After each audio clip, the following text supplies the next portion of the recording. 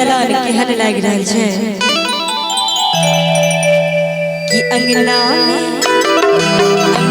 में उगी गेली चाल हो राम लगे पहुनवा अंगना में उगी गेली चाल हो राम लगे पहुनवा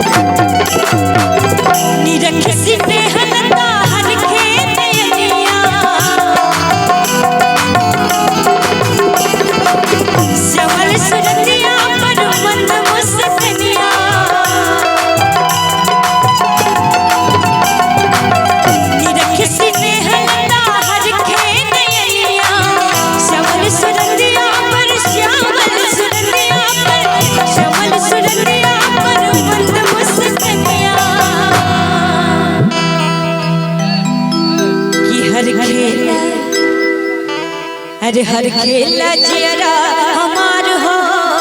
राम लगे पहुनवा खेला जियरा हमार हो राम लगे पहुनवा राम लगे पहुनवा राम लगे पहुनवा राम लगे पहुनवा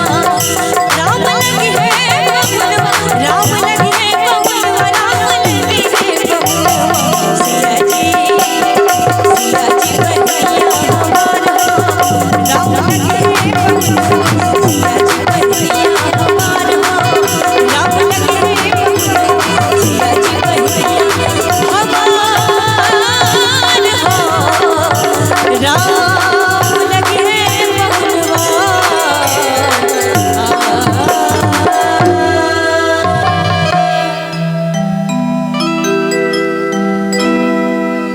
जब नीक लागल हुआ तो एक बार जोरदार ताली चाहो कंचन पांडे जी के लिए।